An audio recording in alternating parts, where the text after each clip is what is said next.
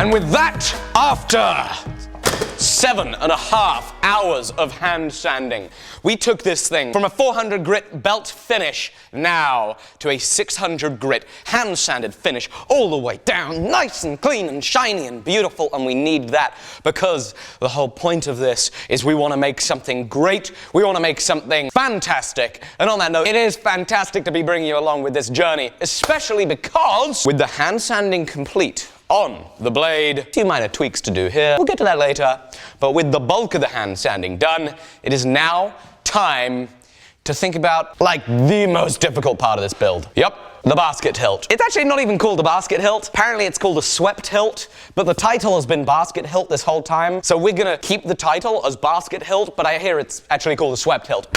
Anyway, we've got to light the forge. So what is the plan? Well, I don't really have a whole lot of a plan. I've been looking at a lot of swept hilts, trying to work out what do they look like. And I've been struggling to work out exactly what they look like because there are this many of them in the world. There are a ton of swept hilts. And I don't know what they look like because I've never, obviously, until I made a sword, I had never held a sword in my hand.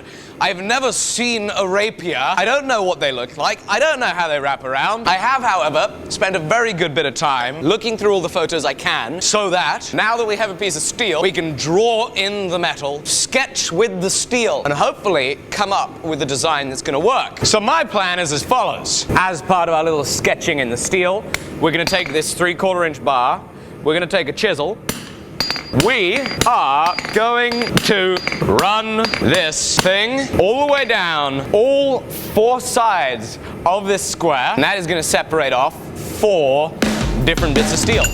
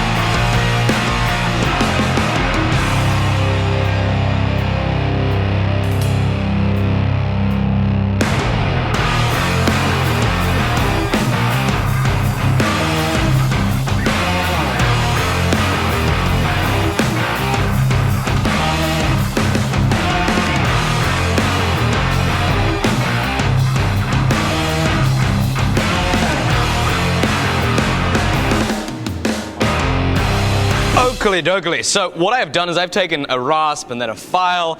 We've got in here and we've cleaned it up as best as possible. In the chiseling, it's very rough and it'll leave folds of material. You imagine, you make a chisel mark, you're not quite there in the next chisel mark. You're basically making little slices of material which form cold shuts, which can form cracks later down the line when we forge this out, because we have to forge this out. And now, with the filing and got a little bit of a radius there, we're ready to go back to the anvil, and we are gonna forge these pieces out.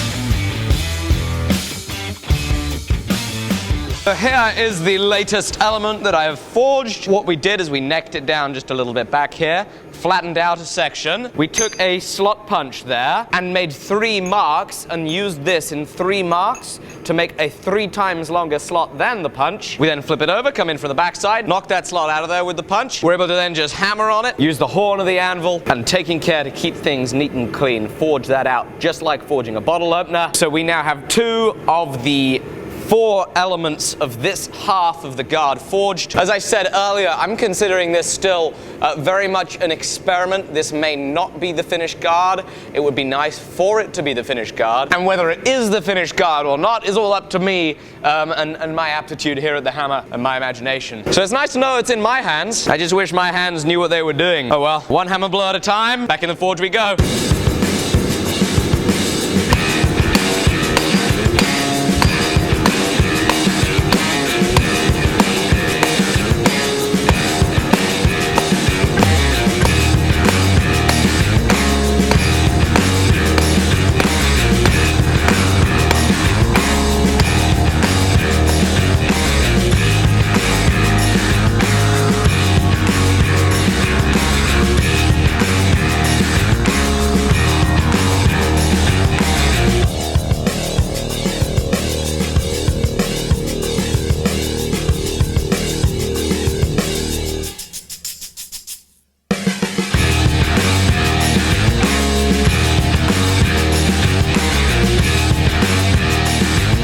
So we got our long taper forged, we got it hot.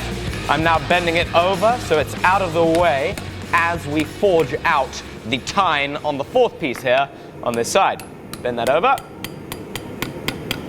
Next heat, pull that out, draw it out. Right, so I saw some slight little cracks in there, so we threw some flux on it before this heat so you can see all the smoke coming off it and the excess sparks. So I'm just gonna get it welded and now we can start drawing it out. I'm going to tilt over the flat side of my hammer for this particular technique. It's a big old bar, it's unweighted. I'm just going to work 2 sides of it, and the tilted hammer is great for that. We'll work up to the tip of the material and keep going there. And you'll see as we hit it, in fact, gets a little hotter, but not hot enough to continue. We're going to take another heat and keep going. Back at it we go. In this particular one, I'm going to leave a little more thickness than the other. It's going to keep it a little shorter, and we're going to leave this octagonal, just like the other 2 longer finials. We'll go back in and octagonalize this too. I think I'm going to go for the octagonal look in the aesthetic of this piece. Interesting thing to take note of here. You see this distance all the way to my anvil? It's far too... It's way too long of a distance. One of the troubles with getting a larger shop space, as when I moved in here in July, is you get the larger shop space and all of a sudden you start thinking like you have a larger shop space and you spread things out far much further than they should be. And so sadly the result is I now have to do a number of steps to my anvil, which can indeed waste precious heat. You know, heat is the most important thing when it comes to forging, because the whole point of forging is moving material, and moving material is best done hot. So we want to maximize the top of the heat. It's kind of ironic that you saw me brush it at the top of the heat while saying I want to maximize the top of the heat. Well, you know, part of that is you get the best brushing outcome at the top of the heat, especially when we got loads of stuff on there from the flux. I want to make sure that we get all that off before it's finished. I need to get in a little tighter, so I'm going to do is I'm going to take a heat, bend it out, and we're going to work that crotch a little bit. All right, let's see if we can find a way to hit on the end of the bar. That'll spread it out a little bit. Come in onto the diagonal. That'll just help us get in there with our hammer. We got a little lump there, so let's see if we can take this. There we go. Take a little big square bottomed punch, and we can hammer that little lump out of there. And you know, we can do the same on some of the other pieces here. Thank goodness I thought of that. So there we go, we can get some of that thickness out of there. Hopefully mean that we really have to do as minimal filing as possible. Now, I would very much like, in keeping with a lot of what I've done on a lot of my sword projects, I would like to go with the forged finish on this. And so I'd like to forge it as close to finish as possible, do as minimal filing to clean it up. I am not certain I have the skill to forge this complex piece quite... Ah! I dropped it. I don't believe I have the skill to forge this piece completely to finish. We're gonna have to take files to clean it up at the end. but I want to get as close as possible so that we have consistent surface finish the whole way, as in consistently forged surface finish. And then, of course, all that means is we just got to straighten this puppy out. You know, there's a lot of scale on there, a lot of oxide. We're going to brush it off. It is wasting heat, but it's going to be worth it in the surface finish. That just dropped on my foot. And now we will come and take off the diagonals, get that octagonal cross-section that we want.